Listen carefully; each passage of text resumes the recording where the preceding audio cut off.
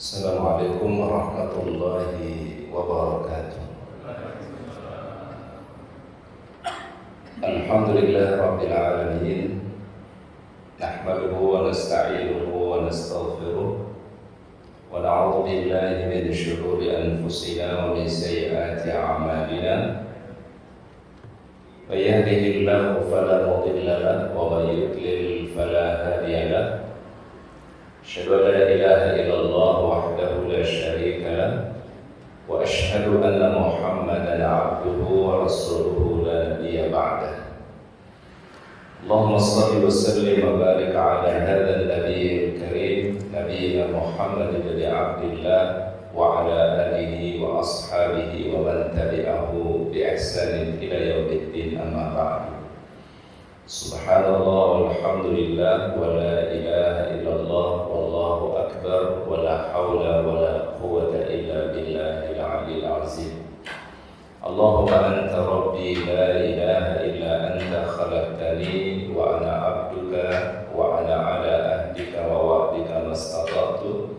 A'udzu bika min syarri ma sana'tu wa abu'u laka bi ni'matika 'alayya wa abu'u bi dhanbi faghfir li fa innahu la yaghfiru dzunuba illa anta. Allahumma bika asbahna wa bika amsayna wa bika nahya wa bika namutu wa ilaika an-nusyur. Hadirin kaum muslimin, jamaah salat subuh yang dicintai dan dimuliakan oleh Allah Subhanahu wa taala. Alhamdulillah, tidak ada kalimat yang paling terbaik kecuali kita memuji dan bersyukur kepada Allah Subhanahu wa taala atas segala rahmat yang diberikan kepada kita semua, terutama nikmat iman dan Islam, nikmat sehat dan kesehatan. Pada pagi hari ini kita bisa penuhi panggilan Allah taala, melaksanakan salat subuh berjamaah dan kita duduk di dalam majelis ilmu. Mudah-mudahan Allah Subhanahu wa taala membukakan pintu-pintu barokahnya seperti yang didoakan oleh Rasulullah sallallahu alaihi wasallam di dalam hadis sahih, Allahumma barik ummati fi bukuriha. Ya Allah, berikanlah keberkahan bagi umatku di setiap pagi hari mereka. Ini salah satu doa yang pernah dipanjatkan oleh Rasulullah SAW untuk kita semua. Salawat dan salam kita sampaikan kepada uswah hasanah kita, teladan kita yang mulia, Rasulullah Muhammad SAW. Mudah-mudahan salawat dan salam kita untuk beliau kelak pada yaumul akhir kita mendapatkan syafaatul uzma dari Rasulullah Muhammad sallallahu alaihi wasallam.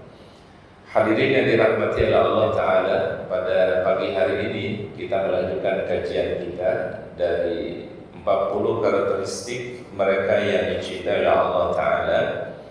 Kita membahas mengenai orang-orang yang beriman kepada Allah dan beriman kepada Rasulullah Muhammad sallallahu alaihi wasallam.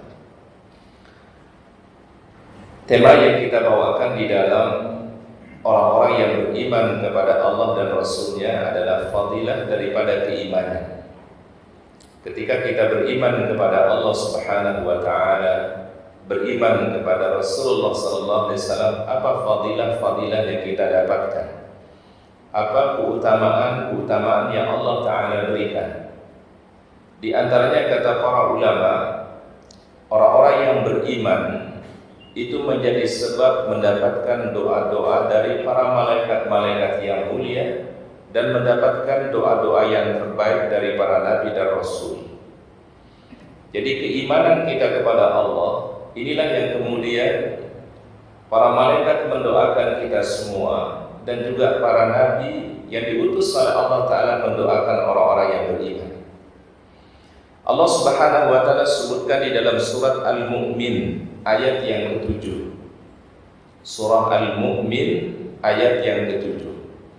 Alladzina yahmiluna al-'arsya wa man hawlahu yusabbihuna bihamdi rabbihim wa yu'minuna bihi wa yastaghfiruna lilladzina amanu rabbana wasi'ta kulla syai'in rahmatan wa 'ilma faghfir lil ladzina tabu wattaba'u sabilaka wa qihim 'adzabal jahim. Para malaikat-malaikat yang memikul arasy. Jadi ada malaikat-malaikat yang tugas mereka adalah memikul arasy-Nya Allah. Wa man haulahu, dan malaikat-malaikat yang ada di sekeliling arasy-Nya Allah. Yusabbihuna bihamdi rabbihim, mereka senantiasa bertasbih memuji Allah Subhanahu wa taala. Kalimat yang digunakan di dalam ayat ini adalah fi'il mudhari'. Fi'il mudhari' itu umumnya maknanya adalah continue. Yusabbihuna bihamdi rabbihim, mereka senantiasa bertasbih memuji Allah tanpa terputus. Jadi kalau malaikat itu berzikir, bertasbih tidak putus-putus. Memuji, bertasbih kepada mereka kepada Allah Ta'ala. Wa yu'minuna bihi, mereka beriman kepada Allah. Wa yastaghfiruna lillazina amanu, dan memohonkan ampunan bagi orang-orang yang beriman. Jadi ada para malaikat-malaikat yang tugas mereka adalah mendoakan, memohonkan ampunan kepada Allah bagi orang-orang yang beriman. Bahkan mereka berdoa kepada Allah Subhanahu wa taala, Rabbana wasi'ta kulla syai'in rahmatan wa ilma. Ya Allah, sesungguhnya rahmat dan ilmu-Mu meliputi segala sesuatu. Faghfir lil ladzina tabu, ampunilah orang-orang yang bertaubat. Wattaba'u sabilaka, dan yang mengikuti jalan-Mu ya Allah.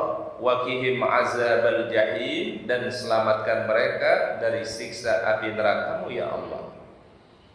Para malaikat ini, kata para ulama tafsir, mendoakan untuk orang yang beriman ada 3 hal. Pertama adalah para malaikat memintakan ampunan kepada orang yang beriman.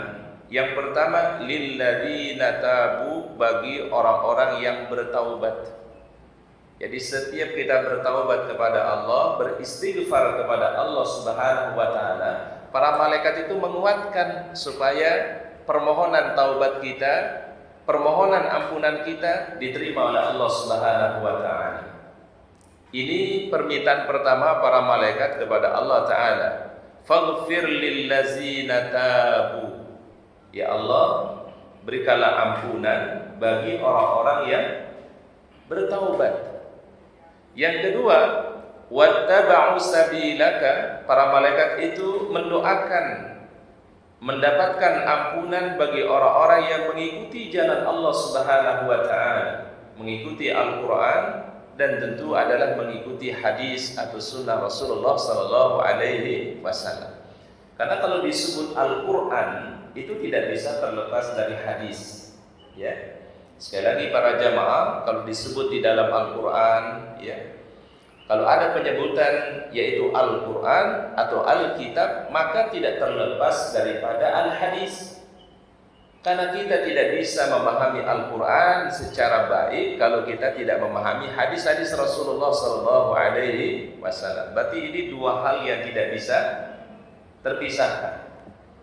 Karena inilah yang menjadi rujukan kita semua, rujukan umat Islam, ya, yang paling inti adalah yaitu Al-Quran dan hadis Rasulullah sallallahu alaihi wasallam. Adapun yang lainnya nanti itu hanya sekedar melengkapi saja, ya. Tetapi yang paling utama itu adalah Al-Quran dan Al-Hadis, ya. Dan ini harus dikaji dua-duanya, ya. Mengkaji Al-Quran, mengkaji hadis. Jangan kita hanya mengkaji Al-Quran saja, tidak mengkaji hadis. Atau hanya mengkaji hadis saja, tapi kita meninggalkan untuk mengkaji Al-Quran. Nah, ini 2 hal ini tidak bisa terpisahkan.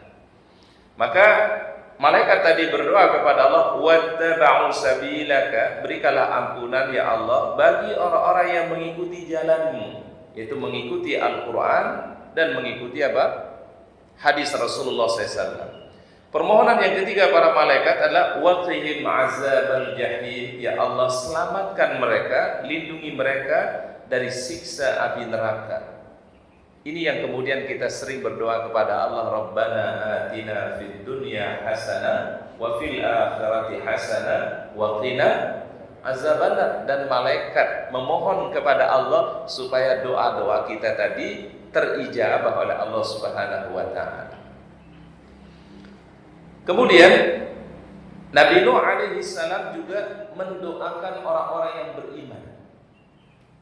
Nabi Nuh alaihi salam sebagai orang yang paling pertama kali mendakwahkan tauhid, dia dakwah 950 tahun, ya, waktu yang sangat panjang, waktu yang sangat lama, ya, yang disebut dengan Imamul Muwahhidin, ya, dialah Nabi yang paling pertama mendakwahkan tauhid, Nabi Nuh alaihi salam. Jadi perbuatan kesyirikan kepada Allah itu baru terjadi di masa Nabi Nuh alaihi salam, ya. Dulu ada orang-orang soleh hidup di zaman beliau, namanya Waddan, Suwa, Yabus, Ya'uq, Nasra. Jadi ada 5 orang saleh yang hidup di zaman beliau. Ketika orang saleh ini meninggal dunia, lalu kemudian dibuatlah patung hanya sekedar untuk mengingat, oh ini orang saleh ini punya jasa, ya. Orang saleh ini dulu punya jasa semasa hidupnya. Jadi hanya sekedar untuk mengenang saja. Setelah berikutnya datanglah generasi yang berikutnya, ketika melihat patung itu tidak lagi hanya sekedar mengenang jasa dan kebaikan orang saleh itu, tapi kemudian mereka datang meminta kepada orang saleh itu, ya. Meninggal lagi generasi berikutnya, datang lagi berikutnya, maka dia jadikan sesembahan kepada selain Allah Subhanahu wa taala. Maka Allah Subhanahu wa taala utus Nabi Nuh alaihi salam untuk menegakkan tauhid di atas muka bumi pertama kali. Orang saleh tadi itu namanya Waddan, Suwa, Yabus, Ya'uq, dan Nasr. Ini yang disebutkan di dalam Al-Quran oleh Allah Subhanahu wa taala. Maka Nabi yang paling pertama mendakwakan tauhid itu adalah Nabi Nuh alaihi salam. Nabi Nuh alaihissalam mendoakan bagi orang-orang yang beriman dan diabadikan oleh Allah Subhanahu wa taala. Rabbana ghfirli, ya Allah ampunilah aku, kata Nabi Nuh. Waliwalidayya, dan juga kedua orang tuaku. Waliman dakhala baitiya mu'minan, dan siapa saja yang memasuki rumahku dalam keadaan beriman. Walil mu'minina wal mu'minat, dan berikan ampunan bagi setiap orang-orang mukmin, baik laki-laki ataupun perempuan. Wala tazidiz zalimina illa tabara, dan janganlah engkau tambah kepada orang-orang yang zalim itu selain kebinasaan. Ini doanya Nabi Nuh alaihi salam. Kalau kita perhatikan doanya di sini, Bapak Ibu, mengandung beberapa hal. Pertama adalah beliau berdoa untuk diri beliau pribadi. Berarti setiap kita berdoa itu para jamaah, kita memulai dari meminta yang terbaik untuk diri kita dulu. Rabbana ghfirli. Ghfirli berarti kembali kepada siapa, Pak? Yang berdoa, ya, kembali kepada pribadi. Yang kedua, waliwalidayya, kedua orang tua.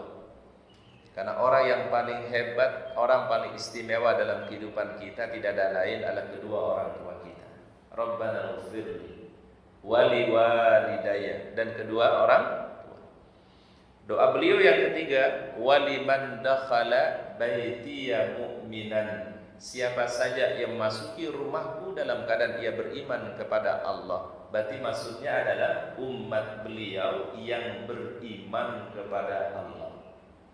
Ya, jadi kalimat waliman dakhala baitiya mu'minan maksudnya adalah siapa saja yang mengikuti aku, barang siapa yang taat kepadaku, kata Nabi Nuh, dari umatku, dialah yang mendapatkan ampunanmu ya Allah. Waliman dakhala baitiya mu'minan.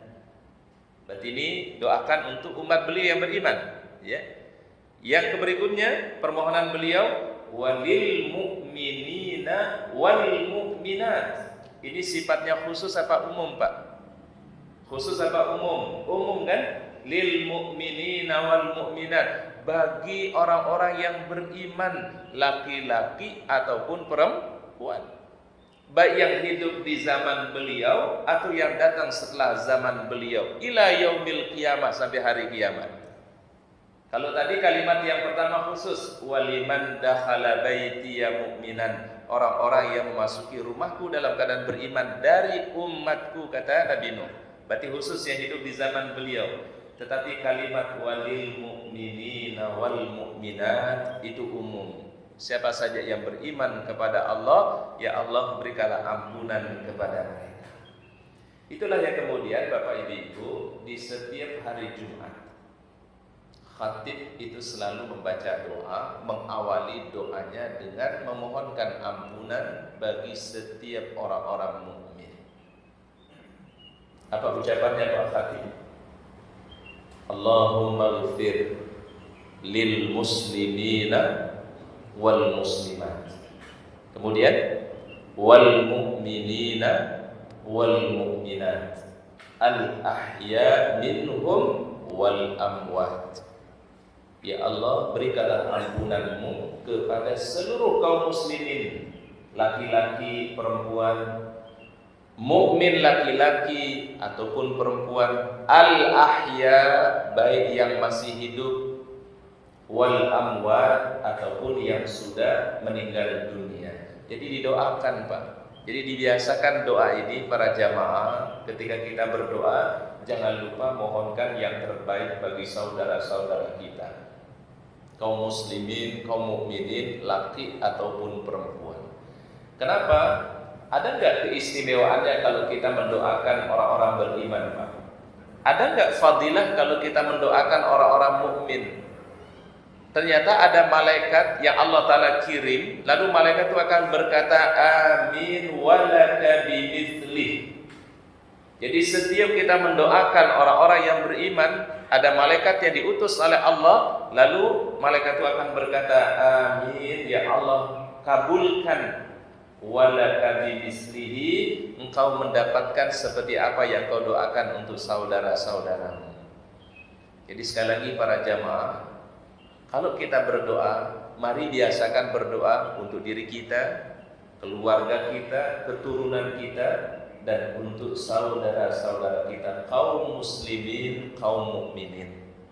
Ya, dan ini kebiasaannya para nabi, tradisinya para nabi, tidak hanya berdoa untuk pribadi saja, tidak berdoa hanya untuk saudaranya saja, untuk keluarganya saja, tapi juga mendoakan untuk kaum muslimin, kaum mukminin. Seperti doanya Nabi siapa tadi? Nuh alaihi salam. Rabbana ghfirli wa liwalidayya wa liman dakhala baitiya mu'minan wa lil mu'minina wal mu'minat. Beliau doakan untuk orang-orang yang hidup di zaman beliau, dan beliau doakan lil mu'minina wal mu'minat. Kita yang hidup di zaman ini Pak, mendapatkan keberkahan doa dari Nabi Nuh alaihi salam. Beliau udah doakan kita sekian abad yang lalu, udah didoakan bagi yang beriman kepada Allah agar mendapatkan ampunan dari Allah Subhanahu wa taala. Ini doa tadi dari Nabi siapa Pak? Nuh alaihi salam. Nabi Ibrahim alaihi salam juga berdoa untuk orang-orang yang beriman, baik yang hidup di zaman beliau atau yang datang setelah beliau, bahkan untuk diberikan ampunan nanti pada hari kiamat. Ini Masya Allah, Nabi Ibrahim memohonkan ampunan bagi orang yang beriman yang hidup di masa beliau, sesudah zaman beliau, bahkan nanti pada hari ditegakkannya hisab oleh Allah. Mudah-mudahan orang beriman mendapatkan maghfirah, ampunan dari Allah Ta'ala. Apa doa beliau yang diabadikan di dalam Al-Quran oleh Allah di surat Ibrahim ayat 41? Rabbana ghfirli waliwalidayya walil mu'minina yawma yaqumul hisab. Rabbana ghfirli, ya Allah berikanlah ampunan kepada waliwalidayya, dan kedua orang tuaku, walil mu'minina. Lil mukminin berarti bagi setiap mukmin, baik yang hidup di zaman beliau atau yang datang setelah zaman beliau. Karena sifatnya umum, Sama seperti doa Nabi Nuh alaihissalam, walil mu'minina wal mu'minat. Nabi Ibrahim alaihissalam mengatakan walil mu'minin, bagi orang-orang yang beriman. Jadi siapa saja yang beriman kepada Allah, walaupun imannya secuil di dalam hatinya, itu mendapatkan doa dari Nabi Ibrahim tadi. Walil mu'minina yauma yaqumul hisab, pada hari nanti engkau tegakkan hisab pada hari kiamat. Masya Allah, jadi Nabi Ibrahim alaihissalam kalau boleh kita katakan Pak, Nabi yang punya visi yang luar biasa, visionernya luar biasa. Beliau hidup sekian abad yang lalu, tetapi dia doakan untuk orang-orang yang beriman untuk masa yang akan datang. Ini luar biasa, para Nabi dan Rasul, jangkauan pikirannya itu bukan masa yang pendek, tapi jangkauan pikirannya itu masa panjang. Itu kebiasaan para Nabi Pak. Contoh misalnya kalau kita ambil dari sirah Rasulullah sallallahu alaihi wasallam.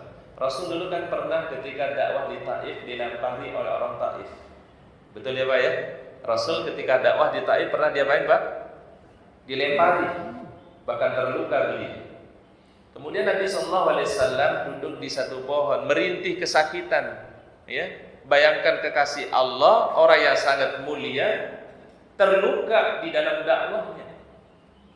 Merintihlah beliau kesakitan. Dia mengadu kepada Allah Subhanahu wa taala kondisi yang dia hadapi.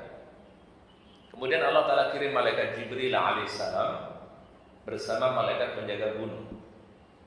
Lalu ditawarkan kepada Rasulullah SAW, ya Rasulullah, apa yang kau minta kami akan laksanakan. Kalau engkau ingin gunung antara Mekah dan Taif ini kami timpakan kepada mereka, kami pasti laksanakan apa yang kau minta wahai kekasih Allah, wahai Rasulullah sallallahu alaihi wasallam.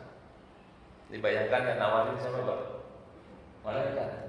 Mungkin kalau kita bilang ya udah laksanain aja deh. Gitu ya Pak. Kalau Rasul tidak Pak. Beliau bilang apa Pak? Inilah rahmatnya Nabi sallallahu alaihi wasallam Pak. Allahumma hdi qaumi fa innahum la ya'lamun. Ya Allah, berikanlah hidayah kepada umatku, kepada kaumku, karena mereka tidak tahu. Jadi orang berbuat salah, berbuat dosa, itu bisa karena ketidaktahuannya Pak. Jadi kita tidak bisa langsung menghukumi seseorang atau menjustifikasi seseorang. Mungkin dia berbuat salah itu karena tidak tahu. Inilah rahmatnya Nabi Muhammad sallallahu alaihi wasallam. Beliau mengatakan Allahumma hdi qaumi fa innahum la ya'lamun. Ya Allah, berikanlah rahmat kepada kaumku. Mungkin mereka enggak tahu ya Allah. Apa kemudian kata beliau? Ya Allah, kalau sekiranya orang-orang yang saya dakwah itu sekarang menolak saya, tidak mau beriman kepadamu ya Allah, saya berharap mudah-mudahan nanti anak keturunan mereka lah yang akan beriman kepadamu. Bayangkan Pak, yang dibayangkan sama Nabi bukan untuk masa waktu itu Pak, tapi yang beliau pikirkan adalah masa yang akan datang. Ini yang disebut dengan visionernya Nabi Shallallahu Alaihi Wasallam. Beliau tidak berpikir jangka pendek, tapi beliau berpikir jangka yang panjang. Ya, apalagi ini dakwah. Ya, dakwah itu tidak bisa sehari, 2 hari, sepekan atau 1 bulan, 1 tahun, nggak bisa. Membutuhkan waktu yang panjang. Dan ini terbukti, ya. Doa beliau ini terbukti Pak. Kapan terjadi itu Ustaz? Kalimat yang beliau ucapkan ini terjadi ketika peristiwa Fathu Mekah. Kejadian beliau dilempari oleh penduduk Taif itu ketika masih di Mekah, tetapi adalah ketika terjadi penaklukan kota Mekah itu setelah hijrahnya Nabi SAW. Itu sekian tahun baru terbukti ucapannya Nabi Pak. Turun ayat Al-Quran kepada Rasulullah SAW, idza jaa nasrullahi wal fath wa ra'aitan nasa yadkhuluna fi dinillahi afwajan. Ketika datang pertolongan Allah dan engkau menaklukkan kota Mekah, wa ra'aitan nasa yadkhuluna fi dinillahi afwaja, engkau menyaksikan manusia berbondong-bondong memasuki agama Allah. Siapa yang disebut dengan yadkhuluna fi dinillahi afwaja? Siapa mereka yang disebut dalam Al-Qur'an? Kata para ulama tafsir, Ahlut Taif. Penduduk mana Pak? Penduduk mana? Taif. Yang dulu nyakitin Rasul, dulu yang menyakiti Rasul, belum diusir oleh orang Taif, tapi berikutnya adalah justru mereka lah yang berbondong-bondong memasuki agama Allah Subhanahu wa taala berkat doa dari baginda Nabi sallallahu alaihi wasallam. Maka setiap kita para jamaah harus memiliki visioner dalam segala hal. Pikiran kita tidak hanya jangka pendek tetapi adalah jauh ke depan. Kalau mungkin saat ini yang kita bina, yang kita didik belum ada hasil, kita yakin insya Allah mungkin hasilnya tidak sekarang, mungkin hasilnya di beberapa tahun ke depan.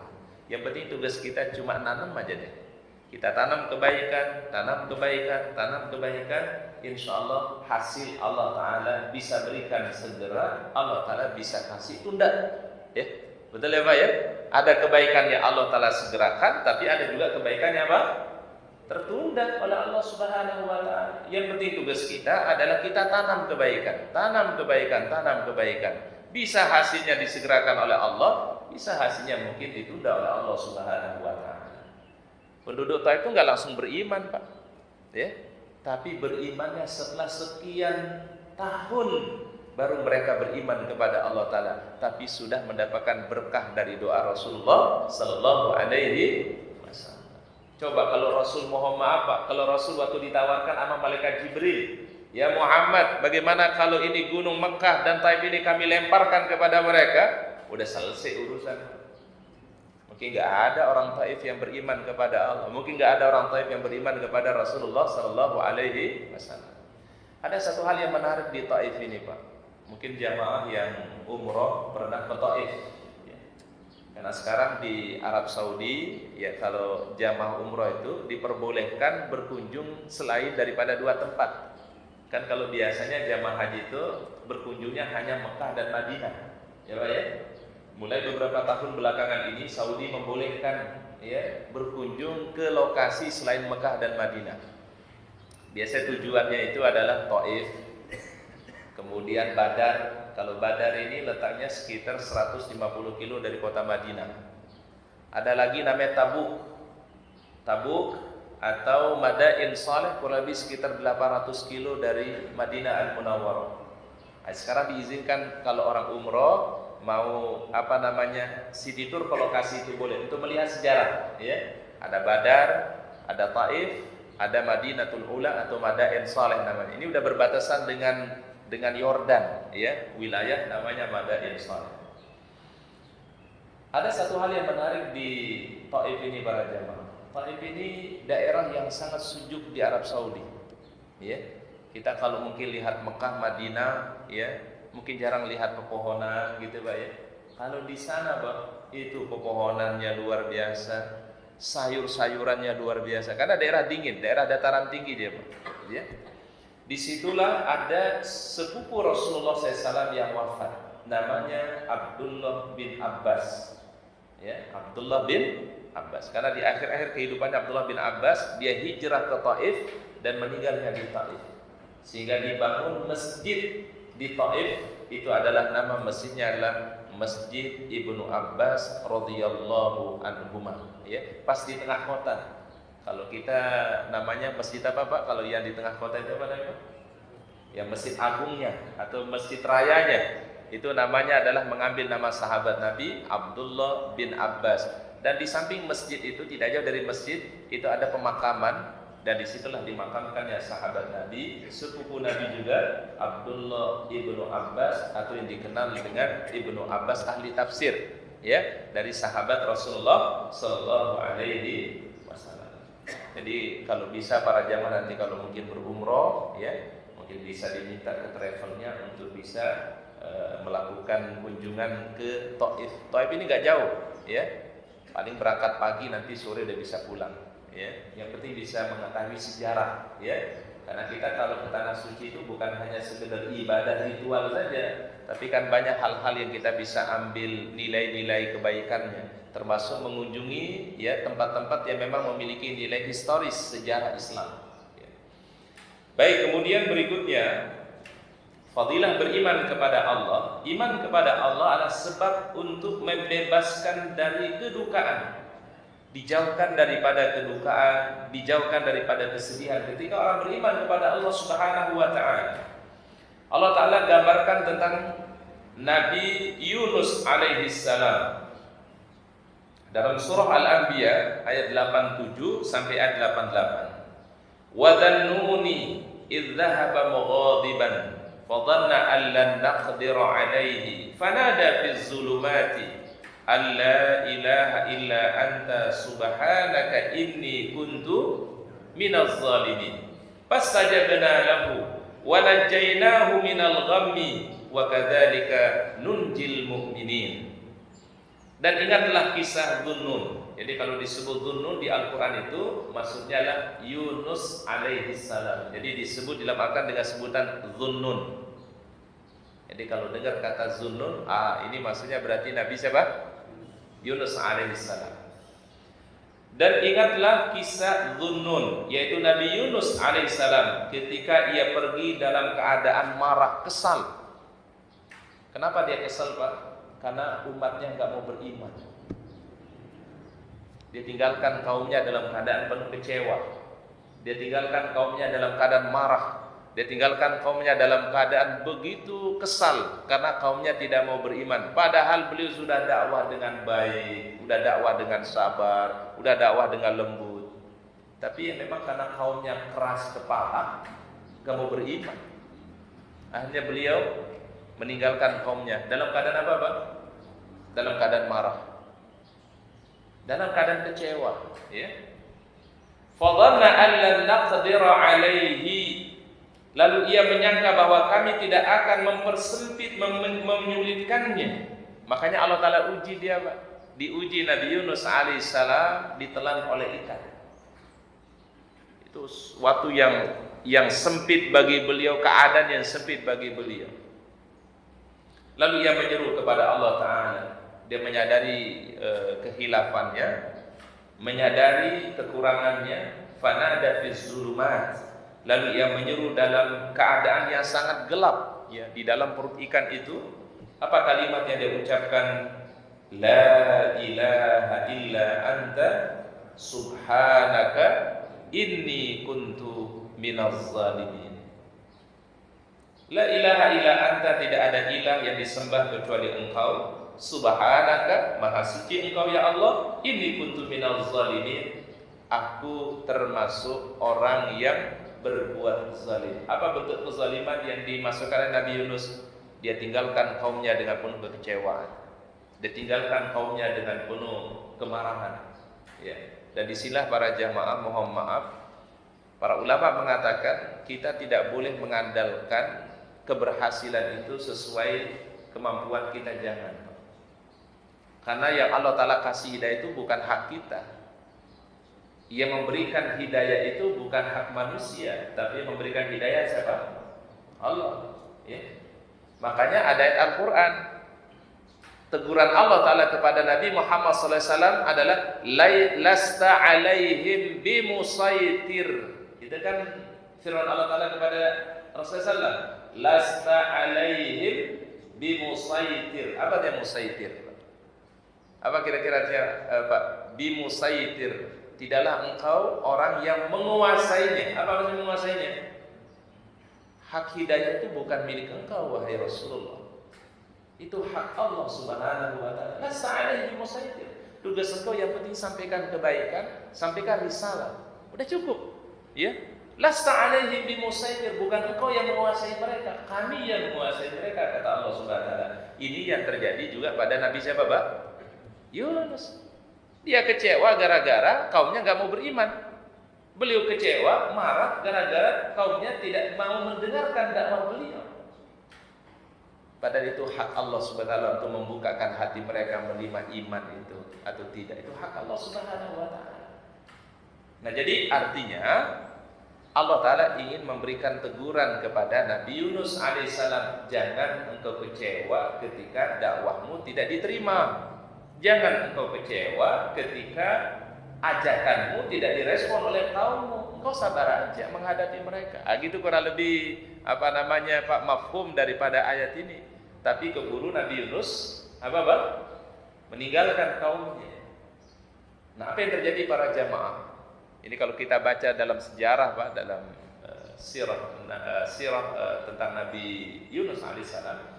Ternyata di saat ditinggalkan oleh Nabi Yunus kaumnya ini, Allah Taala kirim bencana besar, Pak. Ya, angin kencang, ya, bencana luar biasa. Kaumnya baru sadar. Ya Allah, ini mungkin gara-gara kita tidak beriman kepada Tuhan yang diseru oleh Nabi siapa, Pak? Nabi Yunus. Akhirnya mereka beriman kepada Allah. Asyhadu an la ilaha illallah. Dia beriman kepada Allah. Tapi dah keburu Nabi Yunus sudah ninggalin mereka. Ya Pak ya. Akhirnya disitulah Allah Ta'ala uji Nabi Yunus alaihissalam. Dikasih kesempitan yang disebutkan dalam ayat Al-Quran tadi. Disempitkan ini artinya apa? Yaitu ketika diuji beliau berada dalam perut ikan. Tapi ada kalimat yang beliau ucapkan dan ini yang beliau ulang-ulangi dalam kondisi itu, Pak. La ilaha illa anta subhanaka inni kuntu minaz zalimin. Maka apa kata Allah Ta'ala?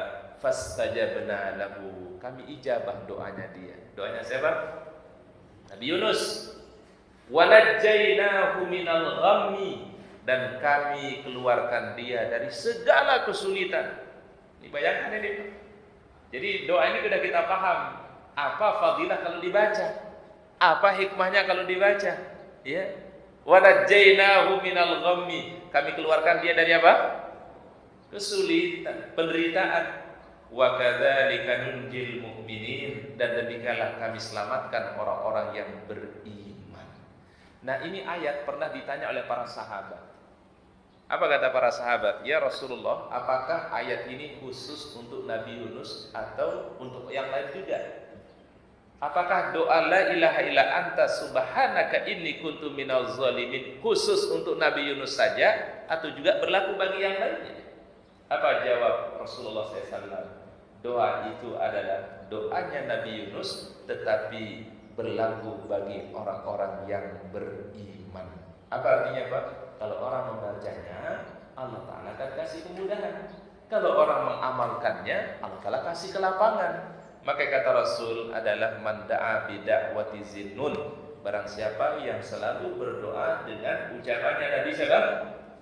Nabi Yunus, la ilaha illa anta subhanaka inni kuntu minaz zalimin. Apa kata beliau? Ja'alallahu min kulli hammin farajan wa min dhiqin makhrajan.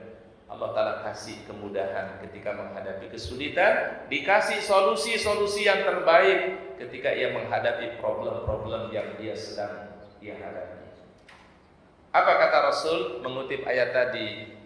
Wa najjaynahu minal ghammi wa kadzalika nunjil mu'minin. Demikian kami selamatkan dia. Dia kembali kepada siapa?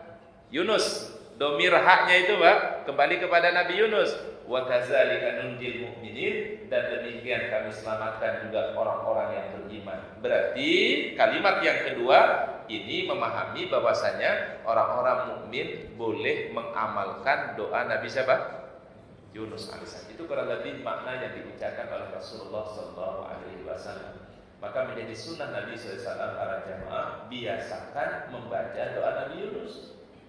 Ya. Bahkan ada satu hadis sahih kata Nabi SAW, kalau orang sakit, dan kita ini insya Allah dalam hidup ini mungkin ada kondisi-kondisi kita ngalamin sakit. Betul ya? Ada orang yang sehat terus, mungkin ada masa dia sakit.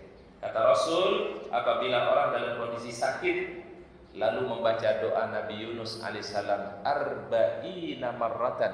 Arba'in itu berapa? Berapa arba'in, Pak? 4 atau 40? 40, ya.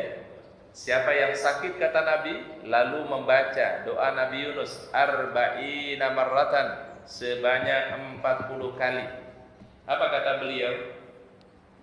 In syufiya, kalau dia orang itu sembuh dari sakit itu, ghafarallahu dzunubahu, Allah Ta'ala ampuni dosa-dosa yang dia miliki. Wa in mata, kalau dia meninggal dunia karena sakit yang dia derita tadi, kutiba ajru syahidin, ditulis baginya pahala seperti orang yang syahid meninggal dunia dalam keadaan husnul khatimah. Bayangkan doanya Nabi Yunus sampai dijadikan sunnah oleh Nabi SAW. Kalau orang sakit dibaca 40 kali. Ya, apa tadi doanya Pak? La ilaha illa anta subhanaka inni kuntu minaz zalimin. Diulangi lagi itu. La ilaha illa anta subhanaka inni kuntu minaz zalimin. Diulangi sampai 40 kali. Ini satu hal yang baik untuk kita amalkan para jamaah, ya. Berarti Rasul itu pun juga Pak mengamalkan doa-doanya para nabi, ya. Makanya ada penjelasan dari Imam Nawawi Pak, doa yang paling terbaik itu ambil dulu dari Al-Quran. Itu kan kan banyak doa-doa ya Pak ya. Betul ya Pak ya? Coba nanti Pak kalau di Al-Quran ketemu kata Robbana atau Robbi, itu tolong dikasih tanda. Itu pasti doa-doa itu Pak. Doanya para nabi yang disebutkan dalam Al-Quran itu doa orang soleh di dalam Al-Quran disebutkan Pak. Itu tolong ditandain Pak. Dan itu diamalkan dulu Pak. Doa yang bersumber dari Al-Quran.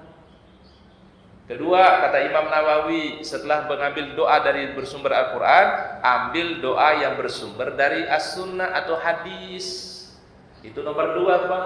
Ya, tapi yang paling utama dulu ambil doa dari mana Pak? Al-Quran, baru ambil doa dari As-Sunnah atau hadis. Baik, berikutnya kata Imam Nawawi, ambil doa dari as-sahabah, para sahabat-sahabat Nabi. Jadi kalau kita membaca doanya Abu Bakar boleh, baca doanya Umar bin Khattab boleh, membaca doa yang pernah dibacakan oleh Utsman boleh, yang dibaca oleh Ali bin Abi Thalib juga boleh. Ya, doanya para sahabat Nabi. Baik, berikutnya kata para Imam Nawawi, doa ulama, doanya para ulama-ulama, ya. Mereka menyusun satu doa, boleh kita baca, ya. Nah, ini urutannya kata Imam Nawawi. Doa yang ada di dalam Al-Quran, doa yang ada di dalam Al-Hadis atau As-Sunnah, doa yang disebut oleh para sahabat, kemudian doa salafus saleh dari kalangan para ulama. Doanya Imam Syafi'i boleh nggak diamalkan Pak? Boleh nggak Pak? Boleh. Mengamalkan doanya Imam Malik boleh nggak? Boleh. Membaca doanya Imam Abu Hanifah? Boleh. Kalau kita lihat atau baca inti doa-doanya para ulama, itu terinspirasi dari Al-Quran, terinspirasi maknanya dari hadis Rasulullah Sallallahu Alaihi Wasallam. Jadi ini harus kita pahami para jamaah, ya. Jadi kalau berdoa itu bagusnya ambil dulu dari mana Pak? Al-Quran. Setelahnya baru dari mana? As-Sunnah atau hadis. Baru berikutnya apa? Dari doa-doa para sahabat. Itu kalau dibuka di Google Pak, buka aja Pak. Doa Abu Bakar, keluar nanti Pak. Boleh diamalkan, ya. Yang keempat adalah doa al-ulama us-salih, ya. Para ulama salafus saleh, Imam Abu Hanifah, Imam Malik, Imam Syafi'i, Imam Hambali, mereka punya doa-doa yang bisa kita baca, ya. Jadi inilah masyaallah luasnya cara pemahamannya para ulama di dalam masalah bab doa, dalam berdoa kepada Allah Subhanahu wa taala. Baik, wallahu a'lam bishawab, mungkin itu yang bisa kita kaji pada kesempatan hari ini. Semoga Allah taala berikan kita ilmu yang bermanfaat. Allah taala memberikan kita keistiqomahan, yang mudah-mudahan Allah taala menjadikan amal kita hari ini sebagai pemberat timbangan kita kelak pada yaumul qiyamah. Wallahu a'lam bishawab. Silakan, mungkin kalau ada yang mau sharing. Biasanya pegang mic duluan yang bertanya Pak. Mungkin ada yang mau tanya. Ada? Kalau nggak ada biasanya pegang mic duluan. Diwakili ya. Masya Allah. Diwakili. Jadi mungkin saya mewakili dari Ustaz. Baik. Jadi tadi Ustaz bilang kalau kita berdoa pertama ambil dari Al-Quran. Nah itu kita udah hafal semua, yaitu Rabbana atina fid dunya hasanah. Dosa menjaga. Itu dari Al-Quran. Mungkin ini yang Doa yang lain masih banyak Pak Haji. ya, itu Masih banyak. Salah satu. Yang hafal salah satu. Pertanyaan saya yang dari hadis Pak Ustaz, yang paling bagus apa tuh yang dari hadis? Waduh. Yang kita amalkan. Satu aja. Satu aja. Jangan banyak-banyak, satu aja. Nanti bulan depan satu lagi. Itu terus saja. Masya Allah. Supaya kita bisa kalau terlalu banyak Pak Ustadz, biasanya ini udah usia lanjut. Baik. Wassalam. Jadi kalau satu insya Allah bisa. Baik. Ada satu doa bagus di dalam as-sunnah atau hadis itu Pak. Ini doa mencakup segala hal sebenarnya Pak. Mirip dengan doa sapu jagat di dalam Al-Quran ya. Doanya adalah Allahumma inni as'aluka minal khairi kullihi. Allahumma inni as'aluka minal khairi kullihi ajilihi wa ajilihi. Baik, nanti kita akan pahami maknanya ya Pak ya. Ustaz ulangi sekali lagi doanya. Allahumma inni as'aluka minal khairi kullihi ajilihi wa ajilihi. Baik, apa artinya? Allahumma ya Allah, inni as'aluka, aku mohon kepadamu minal khairi kullihi, segala kebaikan. Kalau udah bilang segala kebaikan, kan kebaikan apa saja Pak? Kebaikan keluarga, kebaikan keturunan, kebaikan pekerjaan, kebaikan hidup, kebaikan umur. Khairi kullihi, semuanya. Ajilihi, yang kau segerakan, au ajilihi, atau yang kau tunda. Berarti para jamaah, ada kebaikan ya Allah Ta'ala berikan kepada manusia disegerakan, tetapi ada kebaikan ya Allah Ta'ala berikan kepada kita tapi tertunda. Kalau kata para ulama, ini doa sapu jagat yang ada di dalam as-sunnah. Ustaz ulangin sekali lagi. Allahumma inni as'aluka minal khairi kullihi ajilihi wa ajilihi. Yang pertama pakai ain ya. Ajil itu yang disegerakan. Kalau ajil pakai hamzah yang tertunda. Bahasa tuh beda sedikit, beda makna Pak. Ajilihi wa ajilihi. Satunya pakai ain yang pertama, apa artinya ajil? Yang disegerakan. Ajil pakai hamzah, apa artinya? Yang tertunda. Oleh karena kalau kita berdoa para jamaah, kalau mungkin doa kita kok belum kayaknya tanda-tanda diterima, belum ada tanda-tanda terkabul, tidak usah berkecil hati. Kan kita berdoa tadi ajilihi wa ajili, mungkin Allah Ta'ala ada masih tunda itu kebaikan ya. Maka itu maknanya sama dengan apa? Rabbana atina fid dunya hasanah wa fil akhirati hasanah wa qina azaban. Itu mungkin ini doa yang pertama ya. Nanti insyaallah bulan depan ada lagi doa yang lain. Kita ambil dari sunnah Nabi sallallahu alaihi wasallam. Jadi Ustaz mungkin minta kepada para orang tua kami, ayah bunda, kalau baca Quran kalau ada kata Robbana atau Robbi itu tolong dikasih tanda. Itu pasti doa itu Pak. Mungkin doanya dari para nabi atau doa orang-orang soleh yang disebutkan dalam Al-Quran. Itu yang paling pertama dibaca dulu Pak ya, di dalam doa-doa kita. Kan ada doanya Nabi Adam, doa Nabi Nuh, doa Nabi Ibrahim, doa Nabi Zakaria. Waduh kalau dibaca Pak panjang doa kita Pak ya. Dan kata para ulama, afdalud doa ad-doa fil Quran. Doa yang paling terbaik memulai dulu dengan doa-doa yang ada di dalam Al-Quran. Wallahu a'lam bishawab. Baik, ada yang lain? Ada yang lain? Kalau nggak ada kita cukupkan. Wallahu a'lam bishawab. Doa kami untuk seluruh jamaah mudah sehat, barokah, panjang umur, selalu dalam ketaatan kepada Allah Subhanahu wa taala. Kita akhiri subhanakallahumma bihamdika asyhadu an la ilaha illa anta astaghfiruka wa atubu ilaik. Assalamualaikum warahmatullahi